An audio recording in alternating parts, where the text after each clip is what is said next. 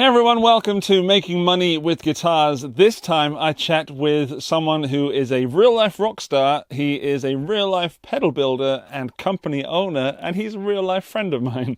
It's Mikey Demus from the band Skindred and, of course, from Redbeard Effects.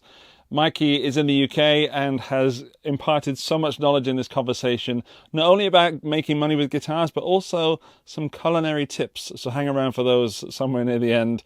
I hope you enjoy it. A big thanks to Mikey, and let's go to the chat. Hey everybody, I'm live on Zoom with Mikey Demus. Let's not faff around. Let's bring him on screen. Everybody's Mikey Demus!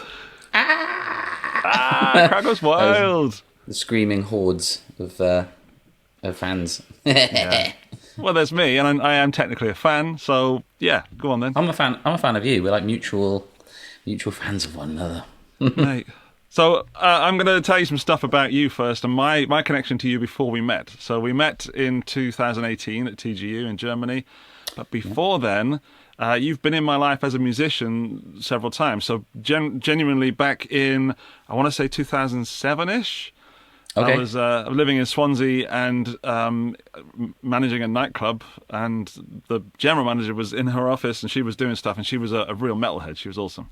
And I sat in the office to do some numbers and mathematics, which is always better when you're listening to heavy music. And then this song comes on. I'm like, what is that? What the hell is this? And of course it was Skindred. And I'm like, that's my jam. I'm into that.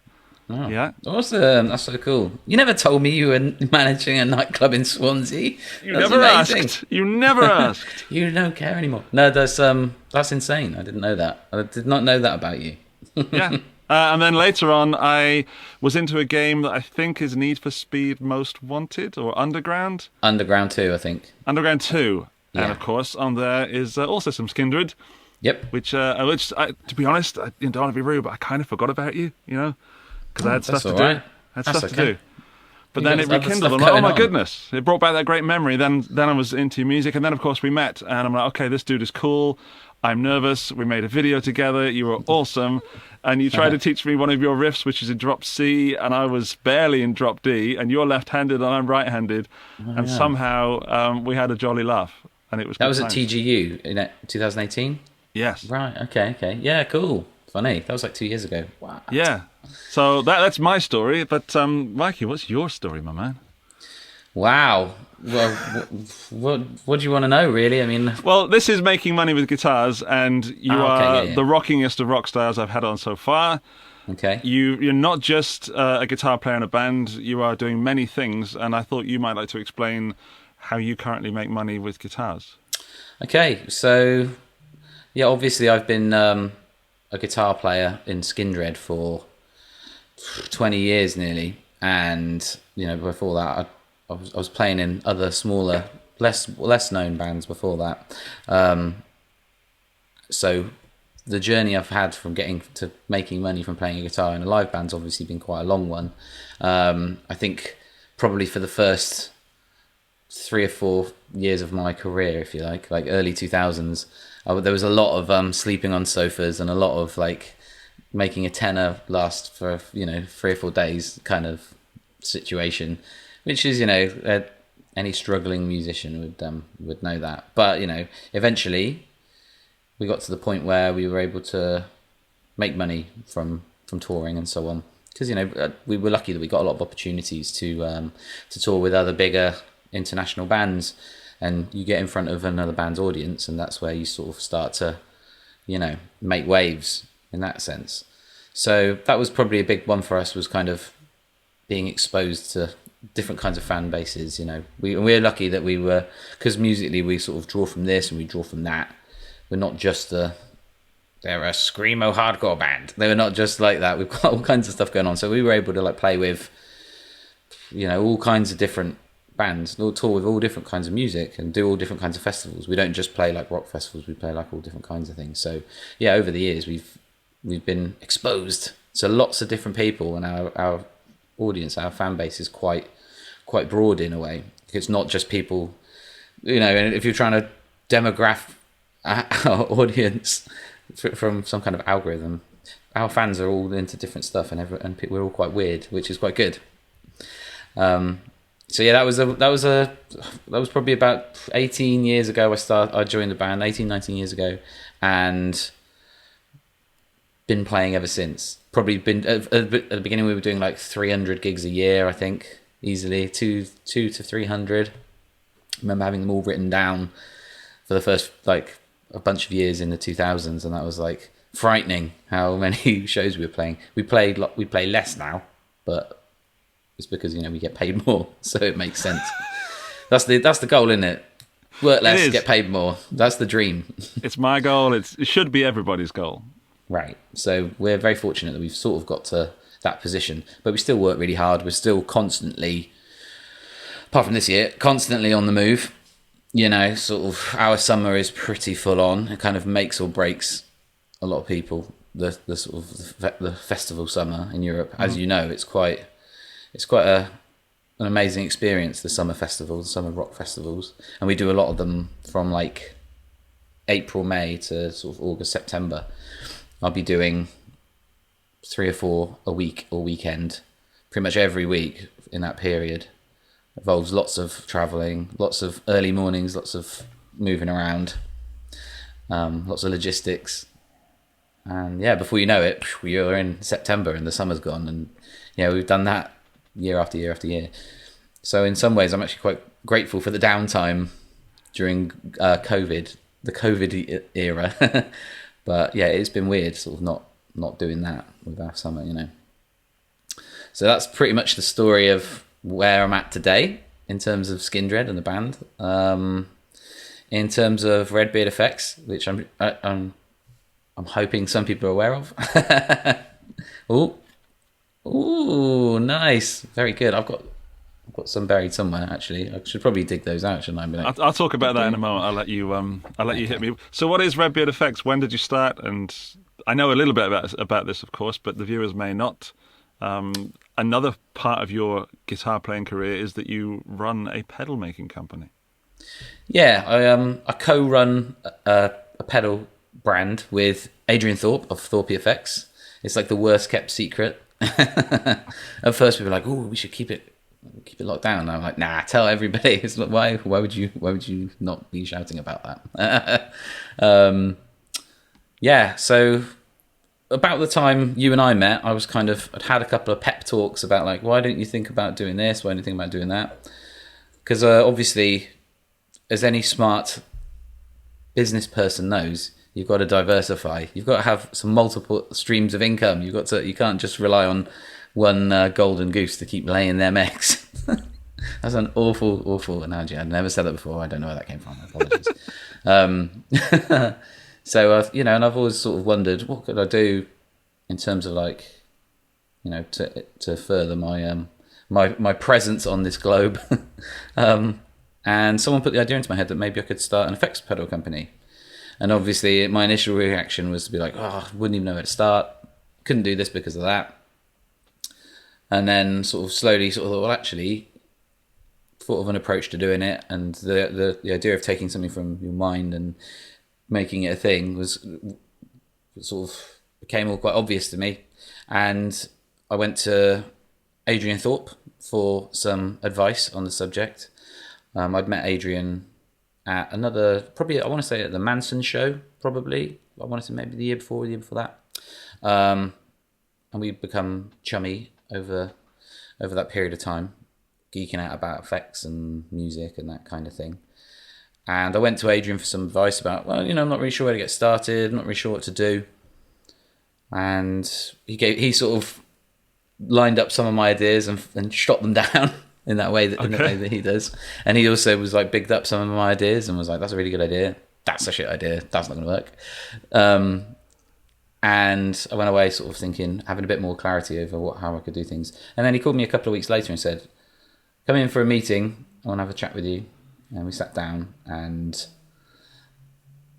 he said, I'd like to do this with you. How do you feel about going into business together? I was like, let me think about it. Yeah, okay. Like, yeah, wow. No worries. Yeah, so, him and Georgia, who's his wife, who they co-run ThorpyFX, we're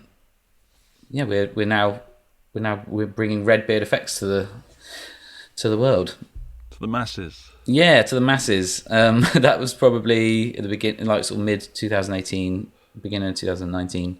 Once me and Thorpy were working together, things started to move quite quickly, where ideas would suddenly become a thing a lot quicker than just bouncing ideas around in your head. So yeah, before you know it, you've got a couple of pedals designed, and we were figuring out how to take them to market and do that kind of thing. So yeah, it all started moving quite quickly once me and Thorpy got our heads together. I don't think he messes around too much. I think he's a very he's been on the show before, of course, and he was great, and I learned a lot from talking to him. Even though I keep wanting to call him Adrian, I have no idea. I know his name's not Adrian, or it is, Adrian. I bet. Yeah, he's probably. I've never done that too much. I wouldn't. He put me in a headlock. Yeah. He doesn't seem like the kind of guy. He seems like the kind of guy that I would want to work with if I wanted to get something done and have fun along the way. Absolutely. Yeah, we have a lot of fun working together, and he's, got incredible work ethic, and his pedigree from his history of the line of work he comes from is just, I couldn't really be asking to be in a better position of, who to work with in order to make pedals, design pedals, get them out, do that kind of thing. So yeah, I'm totally stoked. We're having a great time doing it, and it sort of fits in fairly well with the other stuff we've got going on. Obviously my band keeps me very busy. His own brand keeps him very busy, and in the middle we sort of make it work. So yeah, but it's really great. Like we've sort of borrowed a lot of ThorpyFX's logistics to make it all work. And so he's made, in his words, he's made a lot of the mistakes in the past for us already, where I don't have so many of the pitfalls of things to fall into with Redbeard Effects, where gleaning all that knowledge and experiences has been amazing. And and we're good friends, and we talk daily, and shoot ideas back and forth about what to do next. Brilliant. And I just want to clarify that you're not just the pretty face of the brand. You do a lot of other things behind the scenes. So it's not just like, oh, Adrian wants to start a sub company and stick Mikey's face on it. Right. You do a lot more. You really are. I'm not going to speak for you, but what do you actually do at Redbeard Effects? So I've got a background in design, like graphic design, that kind of thing. My dad was an electronic engineer for the Air Force for about 25 years. And so I grew up around soldering irons and the smell of solder in the air. And there's this culture of music that I grew up with thanks to my dad, and also taking things to pieces, figuring out how they work, breaking them, fixing them, fixing broken stuff. My dad was always like a fixer, and I inherited that. Like, I've never been like, well, I don't get it. Like, this is someone else's problem. I've always like, take it to pieces, see how it works, see if you can fix it. Usually it's beyond me. I get someone else to do it in the end. But I'm at home designing things and fixing things and making things and being creative. So it was not just a case of I'm a guitar player who's like, oh, I want an overdrive, man. Let's make an overdrive with my face on it, man. There was a lot more to it than that, where we're from a circuit design point of view, that's Adrian Thorpy is the guy for that. My experience with pedal building, pedal making in the past was always like things from a kit, and learning how what does what, quite rudimentary really. And sort of since working with Thorpy, that's obviously evolved a bit, and so I know what does what. But I solder, I build stuff. I'm working on things at home as we speak, actually, for the next run, which is quite cool. But yeah, we kind of lucked out with each other, because I could have been just the guitar player who's like, yeah, hey dude, I just wanna rock. I just want it to be loud, man. But I do actually have a really good understanding of how the innards of these things work. I build these things, we build these things together alongside each other, and all the branding of the company and all that stuff was all done by me. So that, and to start with, it was kind of like, I'm used to outsourcing jobs to various people from the band, like, to get things done. You have crew members, you have people who do a task or a job that's like, I'm not doing that. I'm too good for that. I'm not lifting things, come on. So when we started, I was like, I'm going to outsource like some of the branding, try and get some ideas from the internet and things like that. You know, enlisted some designers to come up with some ideas, and I wasn't really into any of them. And then I thought, classically, you got a problem, you're going to solve it yourself. So roll up the sleeves, warm up the old Photoshop. You ain't got no sleeves, mate. Yeah, I know. I've rolled them up so far that what a work ethic. Yeah, that's it. Get rid of the sleeves, mate. Don't need Tip number 1, get rid of the sleeves. Get rid of the sleeves. It's because it's really hot. Yeah, I've been wearing this t-shirt so much that it's kind of, it's just, I needed a bit of air in it, you know what I mean? Had to hack the sleeves off. Top tip, just cut them off. I'm going for that like bro look. Like kind of, been working out, bro. It's just air conditioning. I haven't got aircon in here, so this is like aircon. I'm in a basement. It's good. I'm underground. Oh, in mainland Europe? Yes. Wow. And it's not hot down there? It is, but it's not overly hot. It's tolerable. I mean, it's super interesting conversation to hit, but about 4 o'clock, this room's going to get toasty. Oh, man, same. I've got a window here and the sun moves around, and from about 3 o'clock onwards, it's just like punishment. And I've closed the window because there's, you just hear everything in my street. I did have a fan running as well. I've turned that off. All for this video. So you're welcome. Oh mate, thanks. we appreciate it. We really Fidelity is important. It's all about the quality of the content. I'm with you. So to talk about the Redbeard Effects and how you said that you're not just slapping your beardy face on there and saying that's my overdrive dude.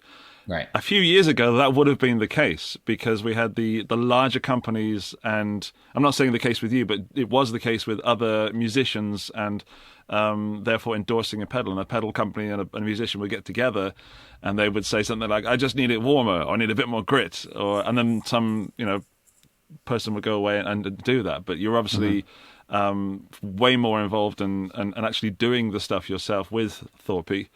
And I think what I love about this, I mean, number 1, I've enjoyed both the pedals that I've played so far very, very much. And cool. I can pay you more compliments about that later. And there are some videos on my channel just to give some self-promotion if you're watching this. Yes, there are. Very good videos too. Thank you. It brought out a monster in me. And because it's genuinely, it's a music style that's, or the music that this pedal, for example, the Red Mist 4, inspires me to play is not a genre that I would normally play. Right. And the pedal's not necessarily kind of designed with one kind of music in mind, per se. But I have a strong collection of pedals. My pedal game is strong. And I know I also did in the video, again, I did some low gain stuff, and it sounds beautiful. You can get a lot of different sounds out of this one pedal. Right. But I do particularly enjoy, and this is what I do with most pedals, what does it make me feel like? What does it make me feel like playing? Right. And the style that made me play was something that, and it's not just because you're here, but not many other pedals get me in that zone, Okay. But yeah, if you want something that sounds good and does really heavy stuff, that's the only pedal I use, and I shouldn't say that as a YouTube reviewer. But currently, I put it up. In fact, it just knocked off the Bone Shaker by DoD, which I thought was an okay pedal. Wow. And I've done a video which may or may not be out by the time we're talking this, and terrible. Wow. Okay. So yeah, it was never. I guess the Red Mist was never really designed in a kind of. It leans towards heavier stuff. It will do the high gain thing. It was designed with that in mind. It was never designed to be like a transparent, clean overdrive kind of vibe. It's supposed to be weird and in your face, and it definitely will do that if you want it to. And of course, the EQ's so like bonkers on it that it will suck everything out or just absolutely pummel, the front of your amp. So yeah, it's a really cool little box. It was designed with the idea of like to get me out of a fix when I'm in Europe or elsewhere with rental backline that doesn't really do the thing. And like you'll spec a Rockaverb or a JCM 900 that does that big pre-gain thing, preamp gain, and you'll get a JTM 45 or a Fender Twin or something like that, and it doesn't do it. So I'd always carry around a pedal or two. I had like a Seymour Duncan pickup booster for a long time, which was really good for smashing the front of an amp up. And yeah, just wanted something that was I could use for that, but also in someone else's hands could do something completely different and be the basis for a really killer like rhythm guitar tone or lead guitar tone. And yeah, that was that in mind. And yeah, it will do high gain stuff. It will get quite, savage at higher volumes. I think for me, it's my pedal of choice for that, because I'm not good at that sort of sound, Right. and I'm very good at doing that sound badly. So for me, it sounds good sometimes, but then other people say, "What is that?" And I enjoyed it, but this one I'm confident that it will deliver. But anyway, let's stop big upping and selling the Red Mist. What I like about Redbeard Effects is that for me it's, and in very much you, epitomize the modern musician to me. So as you said about having multiple streams of income, not just relying on a band to get you food on the table, or crowns in your jewels in your crown, or whatever, to get you laid. Yeah. That's the I get laid from the Birmingham Guitar Show, man. Wow. Just left, right and centre. Had dudes throwing picks at me. Yeah, I could barely have 5 minutes with you. It was terrible. Yeah, no, absolutely. Sorry, I interrupted you. Again. No, it's good. So for the people watching this, we're talking about hopefully inspiring you to take the jump from wanting to do something with guitar to actually having guitar as a source of income and making you happy. Right. And that's why I do this series, and I get to speak to so many different types of people. So I guess you are first and foremost a musician, but now you are also a pedal builder and pedal brand owner, co-owner, however you want to say it. And there's other stuff you do. So do you still have the Manson signature? Yeah, still got the Manson's signature MD1 and MD2, which is like a tele hybridy kind of. It's kind of like my take on like the Keith Richards tele, kind of like got a Les Paul-ish vibe about it, the controls and the pickups and what have you. But it's a tele shape, tele vibe. Mm-hmm. So yeah, it's kind of like that 72 custom tele vibe, within a kind of modern twist with like really modern playability and that kind of thing in wacky orange colors and so on, that kind of thing. Yeah, obviously I've got that with Manson. I've got all kinds of little things like that just in the background with my face or name on them. So you got a string endorsement as well? Is that still happening? Yeah, that's right. Yeah, I have a signature set of strings with Rotor Sound. But again, they're another British company that I've worked with for a long time. Really do enjoy working with British companies just because, we don't make a lot of stuff over here anymore. And I really like being able to get behind a company who's doing something here. Like, that's why, I work with Orange. Ding. Rotor Sound, obviously, they make my strings, which is really exciting. Manson, who are based down in Exeter. In southwest of England, they make my signature guitar, and now Thorpy and I are doing Redbeard Effects, which is based in the heart of the UK. Nice. So all about the UK companies, all about the Brits. Well, that's good. That's really good. I mean, I jump ship, so I can't really pretend that I'm in the same boat as you. I don't blame you, man. I don't blame you at all, to be honest. I love you. I did it for love, I didn't just say this place sucks, which it didn't, but also my particular place that was Swansea actually. So yeah, I went from Swansea to somewhere else, in the heart of Europe, I would guess. No, Europe's great. Absolutely love it. So I've got all kinds of little things that are, little signature things here and there that I'm kind of bringing in under one umbrella of my face. I'm kind of known for that stuff as much as just playing in a band. And with any of that stuff, it's always, I've never tried to sell the idea of something. If you like Skindred, you'll love this thing. Is because when I was coming up, I was never really into signature things necessarily. I didn't want to be someone else. I wanted to be me. And anything I've ever brought out or done, that's not the idea behind it really. Like, get that Mikey Demus tone. If that's something you want to do, that's great and doable because it's no secret. It's not rocket science. But the idea with any of it is like, this is a great tool to do your thing with, and if you like the vibe of it, then great. But I don't know. I've obviously some guitarists are huge, famous, living legends that people want to emulate their vibe. I'm not suggesting that that's what's going on with me per se, but I like the idea of putting tools out into the world that people can do their own thing with and find their own identity with. Yeah, sure. It's amazing when you put together a different collection. So maybe a Mikey Demus signature guitar, and then I don't know, Paul Gilbert's signature pedal, and someone else's signature amp, and then suddenly you've got something new.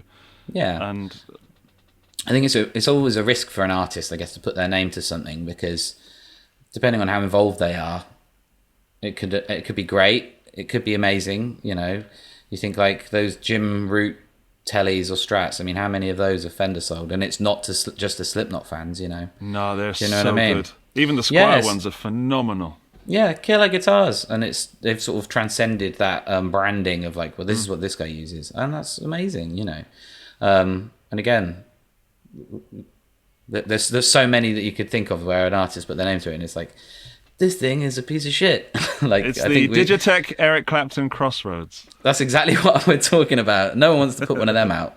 So, what's the secret to your tone? It's a Digitech Crossroads. Yeah, I know that pedal gets a lot of hate. I think there was a Jimi Hendrix one as well that that gets a lot of hate. I am obviously trying to get hold of one. I've never tried one, and if there's something that is legendarily awful, I want to get it. Have you done that? Like the top 5 worst pedals on the planet demo video? I haven't done that video, but I have one right behind me. Oh, really? Can you see that little blob of red? There's a blob of red down there. Maybe you can't see it, but it's the Danelectro Pastrami, and it's absolutely the most awful thing. What's the Pastrami then? Overdrive. Oh, really? Okay. Because they make some really cool stuff for those little some boxes. of the stuff is amazing. I'm not knocking the whole Danelectro food brand or any of that stuff, but that particular pedal, put it this way, it makes me happy that years and years ago, when I knew less than nothing, I plugged it in and went, that's awful, bleh, but I kept it. And then years and years later, when I've learned a little bit, and I speak to people who know lots, they're like, oh yeah, that pedal really sucks. I'm like, oh, great. Yeah, no, it's famously awful. Yeah, that's the last thing anybody wants. You don't want to be famous for making something really awful. Yeah, I think there was a sitar pedal they did as well. That was like famously bad. Ravi Sitar, was it? Something like that. Yeah. Swami box or something. Swami box, yeah. Something like that. Yeah. I'm not dogging on Danelectro. They make great stuff. Again, I want one, of course. Yeah. I'd love to see that. The worst videos. We'll give you a honey badger and put that in there. This is the worst sounding thing. It's the worst badger-based pedal I've ever played. It's got to be my top 5 badger-based pedal experience things. You do not argue with a honey badger, my friend, as you well know. As you well know. You don't. I've got one of those. I've got one lying around. It's actually in a case. I went to see just going off topic as I like to do. I went to see Neil Grimes from NRG Effects yesterday. We caught up and talked shop for a bit, and he's given me one of his little mini Pura pedals, which I'm well excited about. Let me see if I can grab it actually, because that's well exciting. Is Neil responsible for you being a little bit bleary-eyed today? Absolutely not. I don't know what you're talking about. No. No, I did that on my own time. Okay. Yeah, I'm going to try and get it out of this wrapper without completely mangling it. Hold on. That's exciting. A pedal unboxing. It's a series within a series. Yeah, it's lovely. It's a beautiful little box. It's a killer little overdrive. Just get the light on that. Yeah, it's really cool. So I'm going to do some writing this weekend with that in mind. Yeah, sorry. Just geeking out about pedals. Dude, that's why we're here. As long as you don't suddenly bring up recipes. In fact, I'd be happy to talk to you about cooking recipes. What's your favourite recipe? Do you cook? Yeah, I do. I do cook. My favourite thing to make is probably a very simple spaghetti-based thing, which involves parsley and garlic and chili, dried chili. It's only about 4 or 5 things in it. And I do that all the time. Just spaghetti, olive oil, parsley, garlic, dried chili. Could you somehow include the word simmer? I really like the word simmer. Yeah, you kind of simmer garlic in a pan. Yes. You just put a little bit of color on some garlic, a little bit. You don't want to burn. You can't burn garlic, as you know, because it creates a terribly cloying taste that you can't get rid of. You have to be careful with garlic. So you've opened the box now. Oh, that's a beep. We're back. I went off for lunch. Mikey made me a quick snack, and now we're back. I browned you some garlic. You browned my garlic well, browned sir. your garlic. Thank you very much. Yeah. You're welcome. So yeah, I mean, it's for the people watching this. I keep saying this to you guys, to you specifically watching this. They may know you from several of your backgrounds, but what's most interesting is I get the feeling that you've just worked to get there rather than having something handed to you. Oh, absolutely. I mean, not to surmise that, in our career, in our band's career, in the time I've been doing Skindred, I've seen there have been bands come and go, new band, blah, blah, blah, and then they're gone in the time, in the time we've been doing it. We've had a 2-decade career, which is really incredible. And obviously we've worked to get to this point. And we've just been on this really sort of slow, steady trajectory for all that time, where at no point was it like we did this one thing and everything just changed for us overnight. It's never been like that for us. It's always been constant work, constant growth, and it's the same thing with Redbeard Effects. It's just pushing the block forward a little bit up the hill. You do have these tipping point things in your career where where you get a load of exposure points for something and you're paying rent with exposure points. Some of those things happen which make a difference, obviously. Like I said, like the big support tours or the slot at a massive festival, that's always really helpful. Or an album that you release doing really well for you, that kind of thing. Like our last record I think it's our best-selling record in the UK. I think I'd have to check the numbers on that, but I think that's something I was told that this the other week. So I don't tend to follow that stuff too often. Yeah, I don't tend to follow that stuff too often. I don't obsess about. You just wait for the postman to bring you bags of money, and judge it by that way. I don't even have to answer the door. I've got someone that does that. I just press a little button under my desk, click, and this little person goes running down the stairs, opens the door, takes the sacks of money, brings it back up, and then sort of stuffs it in my mattress. And that's what I sleep on every night. It's just piles and piles of money. With your nose touching the ceiling. Yeah, going, oh God, this money's so uncomfortable. I told them smaller denominations. Notes only. Out. Yeah. All these. I sleep on a mound of 2p coins, like Scrooge McDuck. No, far from it. No, I'm sure it's at least 5p's. Yeah, it's the most comfortable of all the coins. The most comfortable. I'm sure the most comfortable of all the coins. So between Skindred, I also do some stuff for BIM on occasion, which is a school for modern music. There's one of them down here in Brighton where I live. I do some stuff for Birmingham on occasion. I've done some stuff for them, like over lockdown, for example, like do like masterclass style sessions and things like that. And that's not even from a guitar point of view a lot of the time. It's just having a career in an industry for a long period of time that you can talk about, songwriting, that kind of thing, live performance, all those things. I'm not one of those people who thinks, I've got all these things I could tell you about something. But when you get started on a subject that you love and are passionate about, you just find all this stuff. Like you do have this knowledge that people can glean, and there's value in that. And so yeah, I've done stuff like that for various institutions and stuff. Given my motivational speaking classes, right? Stop shaving, idiots. Do you have any garlic? Good, brown it. Good, brown it now. Yeah. But that's good. I mean, it's great that you're lighting fires under people. To use that term. Right. I think that's important. I've been doing that with this video series as well. People are loving this series, and it makes me feel so good, and gives me worth. So again, when you were talking about multi-stream income, for me, it's not just about the income as well. It's about one of these things is going to be crap at one point. You're going to be doing something, and sales are going to go down on that, or tour dates are going to get cancelled. and then you've got something else you do that picks you up. Is that the same for you? Absolutely, yeah. Obviously, we've had stuff come into the calendar this summer and then go out of the calendar again, which is a nightmare. Because touring's is what keeps me alive, to be honest. So having these other things has been crucial to just survival in the COVID years. I would have thought that playing live was relatively future proof, but obviously the pandemic has other ideas. So, which has been it's been a challenge, it's been a struggle, but you have to just adapt with the things that are thrown at you and figure it out as you go. But yeah, I'm confident that stuff will come back in due course. It's actually given me time to concentrate on other things, which is great. But yeah, and going back to what you said, it's not even about. A lot of people ask me, how do you find time to do all these different things and so on? It's not really. I'm not driven by the income side of it at all. It's more like doing things that you love, and they turn into things that can sometimes pay the bills. Like I'm not typically not really motivated by the money side of things per se. It's just I don't know. I don't really like doing things that I don't like doing. You know what I mean?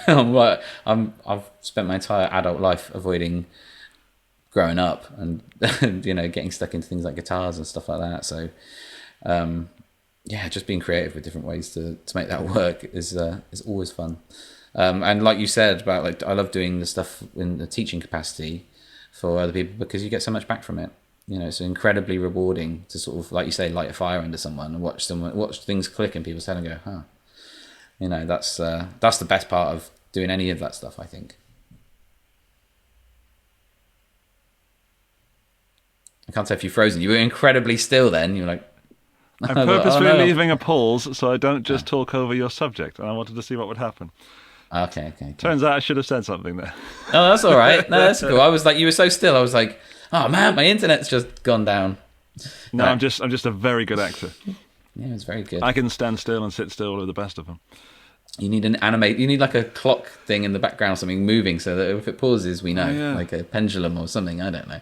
Well, one of my kids is going to run in at any moment in the next 20 minutes, so they'll be that. They'll be climbing the walls and knocking things off shelves and stuff. As they do. Yeah, they really do. That's why they're high up.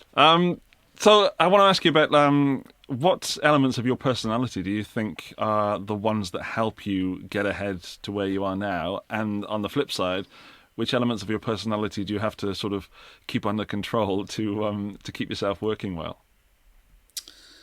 That's a really good question. I think I've got a kind of...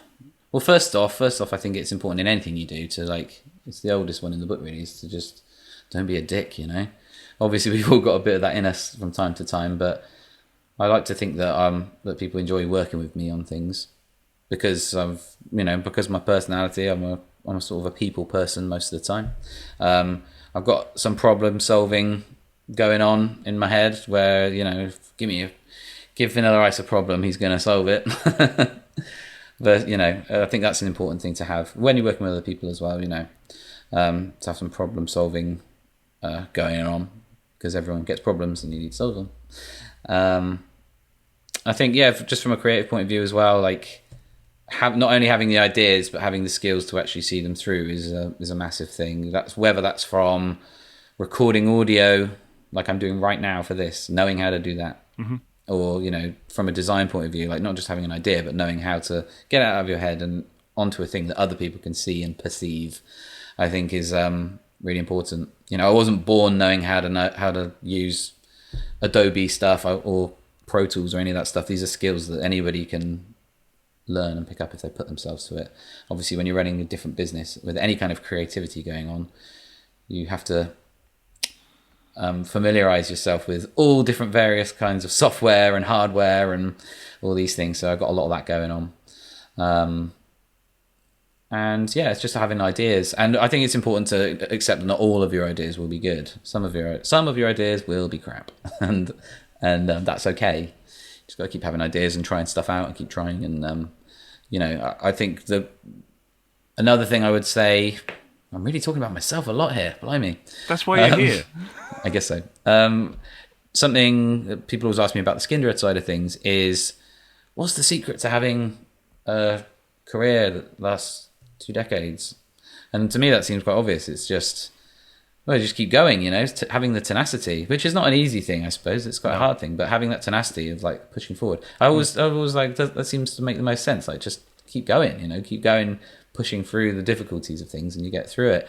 People always ask me, like, how'd you grow a big beard? I'm like, don't shave. It's really easy. It's really straightforward. Like, yeah, just, are you shaving? Yes. There's your problem. That's why I can't grow a beard. You shave? Yeah, don't. I don't know Stop why that's doing so funny. that. It's the truth. And people, you know, people are like, how do you do a thing for 20 years? How do you do a thing for 20 years? I'm like, you just do it. Just keep doing it. You do it, and then you wait 20 years, and then you've done it 20 years. Yeah, you just do the thing for 20 years, and then you've done it. So I would bring that to the... Oh, of course, yeah. I don't give up. Oh, right, okay. Isn't it the same with, just to be a musician for a moment, isn't it the same with being good at guitar? I want to be good at guitar. Have you practiced today? No. Yeah, no, that's your problem. Where we go. Yeah, I think that's something to do with it. Yeah, I think I would bring the same thing to, you know, pedal stuff. Is just like bringing the tenacity along and being like trying not to be discouraged by setbacks, and take victories that you have and celebrate those, and always be thinking, you know, a little bit ahead of what your goals are. It's okay for your goals to change, because, you know, obviously when I started a band, or when I joined Skindred, so to speak, my goals were always like, quite, imagine if I could do that. Imagine if I could play in front of like 300 people. And then you do that, and it becomes something. It's like, right, imagine if we could play in front of 3,000 people most nights. It's like, okay, you get to that, and your goals are constantly like changing and growing, and that's okay. And it's the same thing with pedals, really. Where, you know, and Thorpy would agree that I think when they started off, they were like, right, let's see if we can make and sell 100 pedals, right? Yeah, if we can do that, we'll take it from there and see how we get on. And then you reach that goal, and it's like, right, what's the next thing? What's the next goal? And the next goal is like, let's try and sell 1,000. You know, have like a maniacal world domination conversations. So it's how you get to those. Now I've got really a picture in my head of Thorpy diving in Scrooge McDuck style into a bunch of pedals, you know, and then throwing them out and replacing it with a second room full of money. Diving into a massive pile of resistors and coming out with like, pulling like components out your eyeballs and stuff. Most of my injuries in the home at the moment are caused by components. I pretty much... You think Lego's fun to stand on, having kids? Just have a load of diodes, or have a load of like IC sockets knocking around your house. That, my friend, well, that you should try. I've experimented with building pedals, you know, kits and stuff. And when you cut the legs off things, and then you got to clean those things up straight away, because if you don't, your toe will find it. The next person who lives in this building is going to be enjoying that in years to come, finding little legs, because they're just gone. They're in the carpet, they're in the woodwork, they're everywhere. You just find them everywhere. Often in my feet, doink, like a Tom and Jerry style, massive shard of metal hanging out. Yeah, my daughter loves it. She's a fan.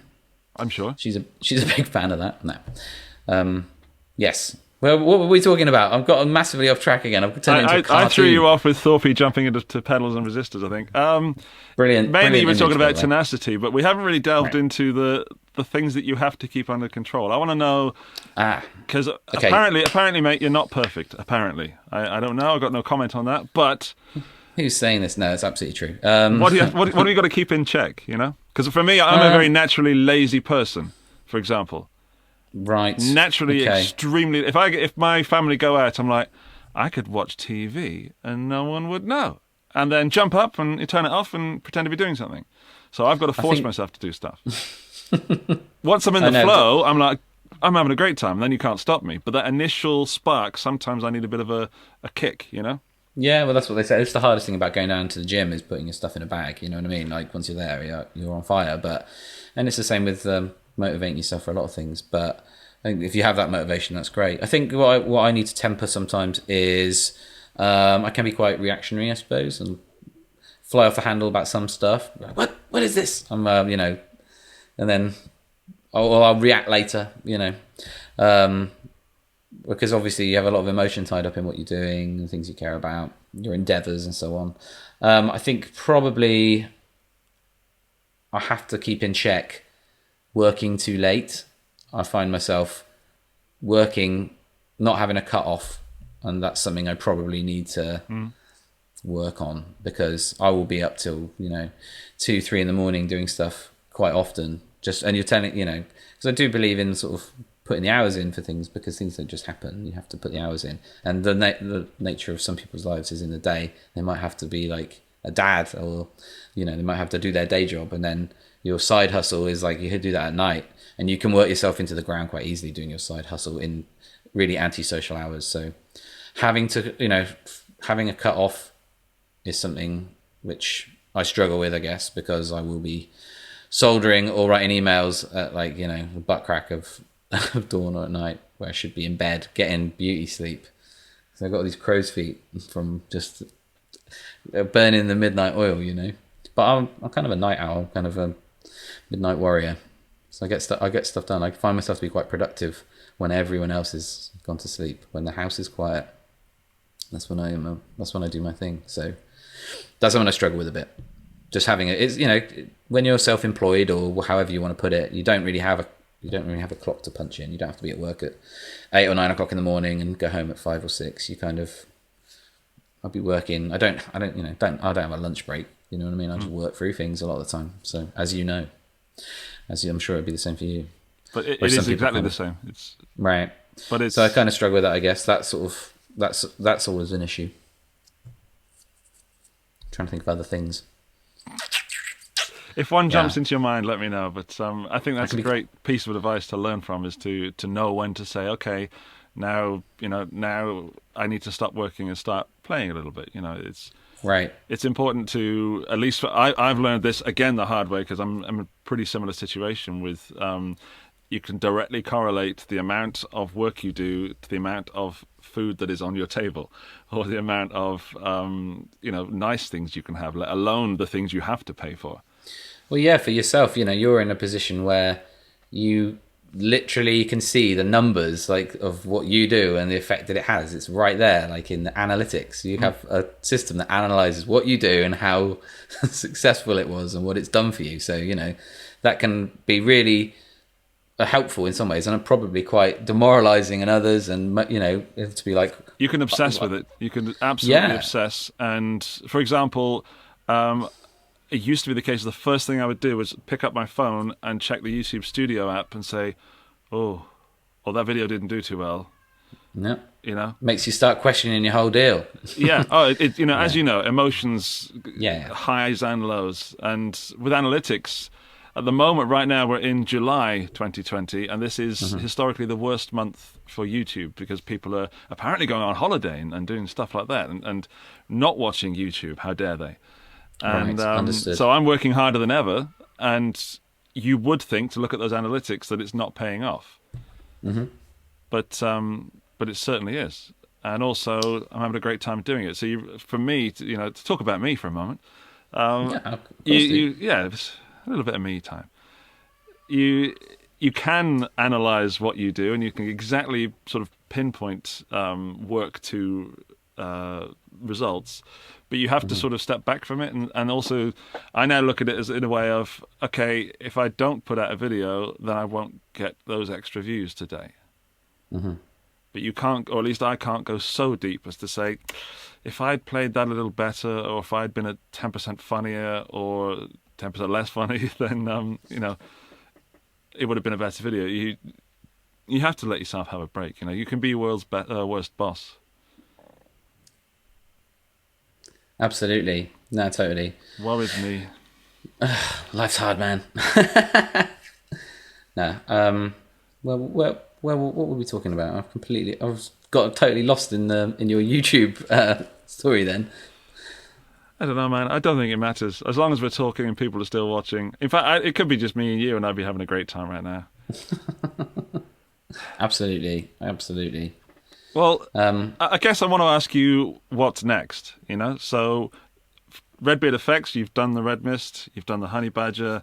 There must be something more. I mean, I hope you're going to continue to make pedals. They seem to be a success. You've got more from Skindred, I hope, and more from you personally. So what's next in Mikey Demus world?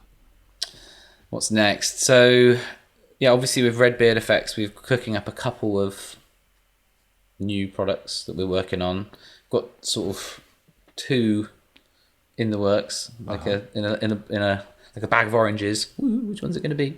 We're working on a couple of things. I can't say too much about them. I hope the pedal's called a bag of oranges. I had this like, I don't know, I had that picture of the guy from The Big Lebowski with the bowling ball going, I don't know, yeah. I don't know, that just jumped Now I into get my it. head. I don't know. Jesus, wasn't it? I don't know. Yeah, Jesus. Jesus. Brilliant. I need to watch that. Yeah, we've got a couple of things that we're working on. One's prototyped and pretty much ready to go. We're working on something else, which is kind of still in the prototyping stage. And again, it's a case of which one do we think is sort of something we want to put out first. And plans have kind of been dashed with the COVID side of things. I don't know that we'll be going to NAMM next year. Don't know if that's going to be a thing yet. No one really knows. So we're just playing that one by ear. But we know that we want to put something out probably early next year. So that was probably the plan. So we've got one thing ready to go, and yeah, we'll be in the position of like sending some of those out, getting people to review them, demo them, do some videos on, make some content with them, that kind of thing. I would hope, and yeah, maintaining stuff with getting our stuff into dealers and that kind of thing. We met a load of international dealers at NAMM this year, and just been implementing that. So, getting our stuff out to other corners of the globe, which we can't get to, which has been great. We've been doing that all summer. So we'll be building more on that. My goal would be to have, pedals all over the place, really. We've got loads of dealers in Australia, loads in the USA, some across Europe. And it's been difficult because some places that have been hit hard by the COVID thing is obviously, people aren't going out and shopping necessarily. And most people want to at least try a pedal or an instrument before they make a purchase, which is understandable. So hopefully, you're going to be seeing people out playing with gear again sooner rather than later, which would be great. As for Skindred, yeah, we're writing at the moment, and our touring plans have kind of been halted, numerous times this year. So I'm kind of like, we'll see what happens with that, and I'm not entirely sure what's going to happen with that. I'm kind of just putting my focus on some writing and writing the next thing, doing that versus worrying about the touring side of things. Yeah, that's what I'll be doing next, is trying to write some big stonking riffs for the next record. Looking forward to that one. Yeah, hopefully on a nice drive pedal like this one. Pew pew. Yeah. And are you planning on growing a second beard, or are you sticking with the one? Just going to stick with the one, I think. There was a point where this beast was like 2 and it was doing its thing. I had to carve it right back because it just had like a minor percent. It turned into like 2 big tree root style beards. When we met, you had a double thing going on. Yeah. Yeah, I wasn't a fan of it, if I'm honest. I liked the length, but I didn't like the split. And it's like you couldn't control the split. So I liked it. I liked it a lot. Doesn't tend to do that too much. You never know which one to look at, and you think, am I giving that one enough attention? And then of course you have a favourite. And yeah. No, I like to just keep the one. I like the one. Tidier.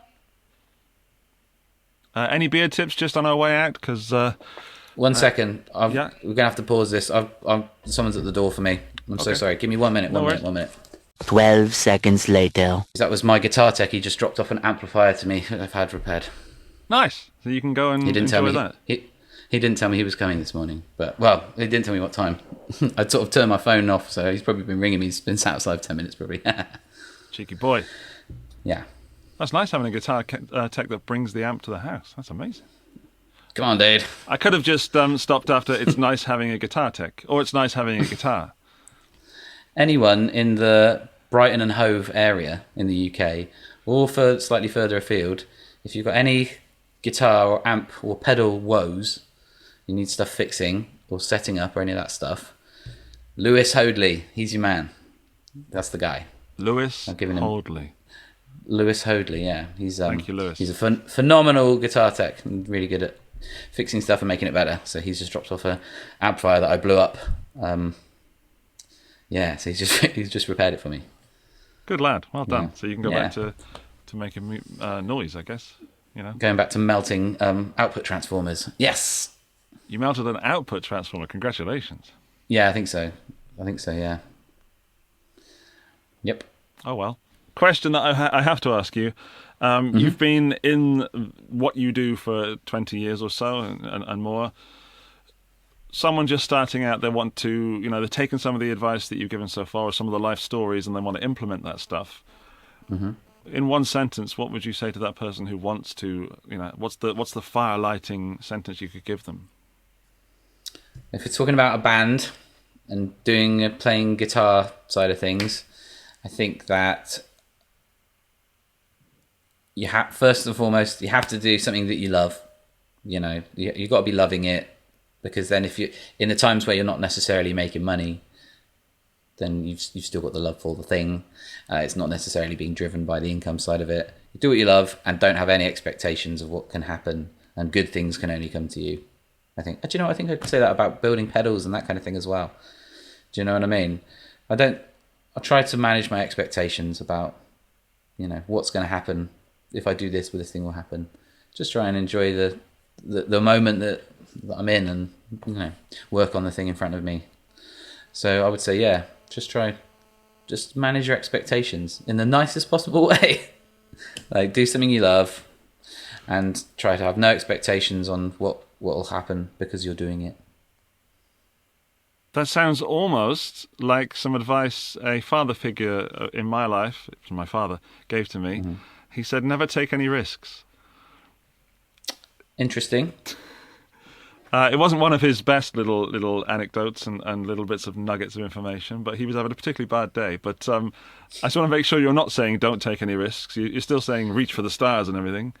Absolutely, yeah. No, I mean, when I was 18 years old-ish, I was all set to go to university and do a degree in God knows what. And I said to my dad, I'm not going to do that. I'm going to teach myself how to build websites and do graphic design and get a job doing that. And then, which I did. And then shortly after that, I was like, right, I'm moving across the country. I'm quitting my job. I'm giving up my flat. I'm going to move across the country, live on someone's sofa, and join a rock band. So I'm all about taking risks, taking some measured, calculated risks. I think that the best choices or decisions you have in your life are ones that you make by yourself, whether they come good or come bad. Those are the things you have to be accountable for, and have to own those decisions you make about stuff. And absolutely take some risks and aim high. I think it's just the key being, if you're doing something that you love, if you're shooting to do something that you love, then that should be, that's always the goal, not necessarily just to be like from an income point of view, I don't know. It's tricky thing to say, because obviously people got to make money. But I think you aim to do stuff that you love, and it doesn't feel like you're ever really doing work. And when things do pay off, financially speaking, it's like, awesome, bonus. Good. That's good. And I've now just realised that my dad was probably doing because he knew I wasn't listening to him, because I was, I was rebelling all the time, And I now realise that he was probably telling me not to take any risks so that I would take some risks. I think my dad might be a genius. Reverse psychology, yeah. He did me, and somehow I became mildly and moderately successful. Damn. Have you ever heard the expression "to eat the camel"? It's not a dirty one. I've just realised it could come out dirty. No. I heard a girl say this a couple of weeks ago. She said, "I've got to go and eat the camel." I said, "We've got to go and what?" And she said, "Well, I've got to go and do the things of my life that I don't like doing." Right. And no one wants to eat a camel, but sometimes if you're hungry, you have to eat a camel. And then when you finished eating the camel, then you've lived that part of your life. Maybe you'll have more opportunity to eat something you enjoy. So I'm going to go and eat the camel. Okay, you've got to eat the camel. I'm going to remember that one. Just popped into my head as you were saying what you were saying. So you can have that one. From her to me to you. Excellent. I'm going to write that one down. I'm going to go eat the camel. I'm going to see you posting it as some inspirational, with some on Instagram with some clouds behind it and some live your best life. Damn, that was me. Damn you, Demus. Live, laugh, love, eat a camel. There we go. Mate, thank you so much. I'm going to leave it there because that's possibly my favourite ending ever to a conversation. Live, laugh, love. Eat a camel. You're welcome. Thank you. Hashtag eat the camel. Thank you for your time. Thank you for the jokes. Thank you for the laugh, the love, and the camel eating. Thank you, dude. No problem. Of course, I will put your links underneath this video so the people who are absolutely interested in how to find more information on what you do will be able to find it easily. And cool. I guess, thank you. No problem, man. You got it. Okay. I'll see you soon, mate. Take care. Thanks, dude. All the best. Cheers. Bye. Bye. Press the button now. Thank you, Mikey, and thank you to you for watching. You are now part of the End of the Video Club, a powerful elite. To let me know that you are a member of this powerful elite, please leave whatever comment you want and leave some love for Mikey and Redbeard Effects, but also include the phrase, browned garlic. Fantastic. There's more videos on your screen right now. I'll see you in one of those. Bye-bye. Bye-bye.